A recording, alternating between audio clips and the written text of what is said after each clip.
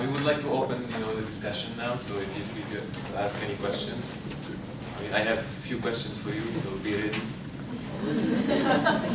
Yes. Yeah. Yeah, I'm just trying to relate this to my study, but why do you think there are less Tunisians going to a country such as France? Because the tuition is lower in France than in the U.S. It And they can is. speak French probably more fluently than English. This is true. What we're seeing actually is an increase in Tunisian students going to Montreal because they can speak English and French. And Canadian classes have the same social weight as American classes in Tunisia. It's the same, what should I call it, social capital. So you get the same social capital attending school in Canada as you do in the US. It's cheaper. It's seen as more upscale. So France and Europe have traditionally... Sorry, it's cheaper in Canada? Than the US. So the US would be the alternative. France is kind of, and Europe at large, is seen as kind of saturated. So it's been this historical location for migration. You don't have to be super educated to get on a boat and cross the Mediterranean and get there, not to disparage. I have many friends who've done that. But it kind of holds this different identity. And what I'm trying to say is the selection of English language and the selection of the West has become a new identity. So it's a distancing from, well, France was our colonial director and has instituted this policy, to now we're going to self-identify and create the new Tunisian that we hope to see. So, yes. I very much appreciate the macro view that you've given us, and I'm wondering if you've done any kind of interviews or other ways to get at some of the aspirations of the youth that you were talking about, and in particular then hitting on any of these points that you made. Yeah, so this research actually came out of 2 years. This isn't the complete version of my research. But essentially this is my doctoral work for anthropology. So I've done interviews with about 250 Tunisian students, about the same number of Tunisian educators, English language educators. University students. We're looking at secondary schools. Secondary schools and private language schools. Because those two... Mixed gender? Mixed gender, yes, absolutely. Tunisia is a very mixed gender society. But those two seem to be the biggest sources of English language education. The universities, not so much. And also, the universities are limited by something called the BAC. So they have these finishing tests, you take the BAC, you get there or not. A lot of the people that I was speaking with were pre-BAC. So, 18, 19-year-olds. And then I've talked to people who post-BAC and kind of compare the differences between that. But that will be in my larger work. I should have brought more for today. Yeah. Yeah, I was curious about the, aside from language, I guess either English or French if people are going to Montreal, what is the lure of North America? What is the lure of North America? As he said, France is saturated. Like even if you talk about, immigration laws, it's getting more and more strict. I mean, France is no longer accepting, people from Tunisia, Algeria, Morocco. So that market is already saturated. Opportunities to go, to Canada and the US are much more. If you look at the programs that are offered, by the US Department of State or the American Embassy in Tunis, find the Fulbright, Humphrey, Yes. There's like a new one, Jefferson. Like a lot of opportunities are being set now by the United States. So that's why the youth are moving. And I mean, the thing that I'm trying to point out in my research, I guess, is that it's not just contemporary things either. It's not contemporary situations. It's these historical contexts. So we could look at the 1992 Barcelona Agreement, which limited the numbers of North African migrants who could go to France. That played a role in language policy too. Maybe not directly through, okay, we have the Barcelona Agreement now. Everybody needs to learn Italian, Spanish, right? But it had a general effect on how students were perceiving languages. I'll give you a quick quote, and then Dr. Hall, I think you have a question. So one student for example, said you can't come here, France, if you're not educated. They, the French government, don't want uneducated people anymore. You must be educated first, then maybe you will come. I think people see this now, Tunisian youth, and are putting their heads before their hands. So there's this understanding of knowledge economy. So having knowledge is power. Having knowledge is the ability to be mobile. And language knowledge is a very big part of that. I have a question about the larger study that you're doing. I'm wondering if you're thinking about what function it might play in the cultural politics of Tunisia or in the educational policies.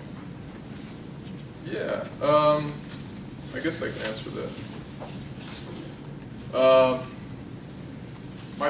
My larger work is focused on these two different contexts of migration. So migration to the West and then migration back to Tunisia. I'm looking at them from two different kind of lenses.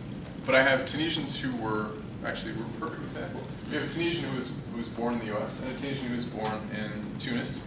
What I'm trying to understand is how each of us conceptualize the educational experience in the US versus the educational experience back in Tunisia, and then how, maybe not Hussam, I won't follow you around and document you, but how Hussam will take the knowledge he learns in the US and transition that back in Tunisian context.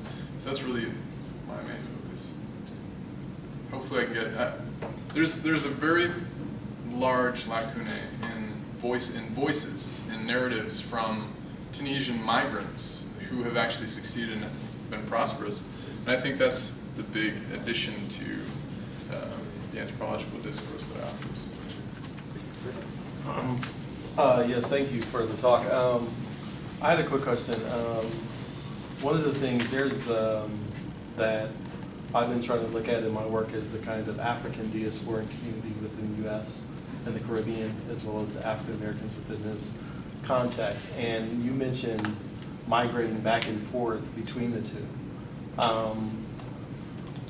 What's your thoughts in terms of how they will construct their identities differently, being born within the U.S. and versus within Tunisia? Okay. And also, I wanted to hear you talk more.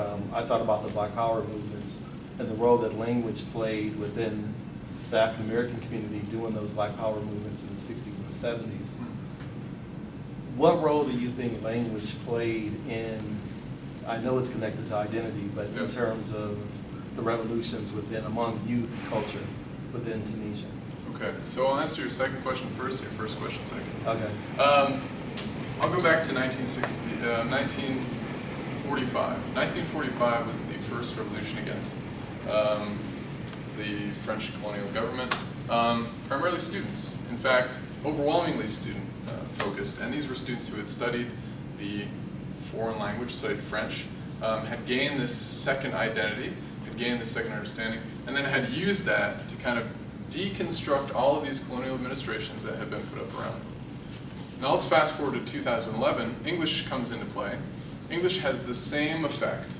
It's primarily students, primarily very well-educated students, humanities, arts, sciences, master's students, doctors, teachers, again, using this language discourse to deconstruct these externally imposed structures. So, one, it changes their identity, but two, it changes their ability to interact and actually effectively discuss what's being kind of forced upon them. This, for Tunisians, it was economic repression, limits in freedom of speech. So I think kind of language plays a role in that by helping, I guess, critical literacy, right? So helping you critique what is really the problems affecting your society or affecting you. And then, sorry, I forgot your first question. Oh, that's good. Is that okay? That's good. We have one online participant question, and maybe this should be the last question for Aziz. So Jessalana is asking, what kind of code switching has surfaced, and what is the perception or status given to this language mixing? Code switching, okay. So yeah, So I'll go back here. Code switching was actually my first research in Tunisian language. I studied how code switching reflects memory and reflects kind of, what should we call it, geospatial relationships to memory.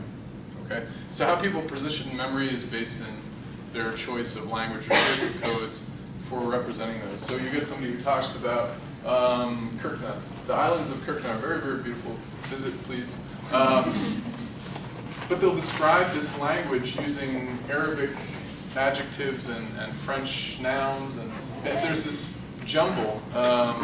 But it kind of becomes this, again, this constructed identity through language.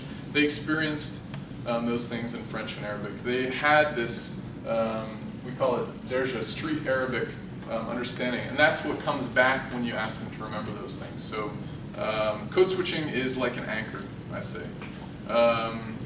English language code switching is increasing. It's more for popular culture ideas, you know, talking about twerking, for example, which is all the rage I hear. Yeah, so Facebook actually is a really huge part of that. Facebook has allowed people to kind of use the Western alphabet, Latin alphabet, to reinterpret Arabic, and then has allowed them to add these interesting endings.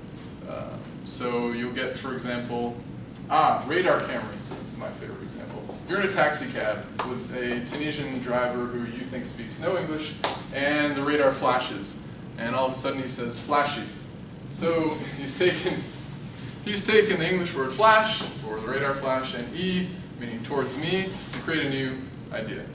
And I'm not going to say that radar cameras created this English association, but there's obviously some connection. So we have this simultaneous use of French and Arabic at the same time when we speak. Well, thank you very much. Okay, now it's time for some prizes. So we'll pick one number. So, the speaker? Okay. Aziz.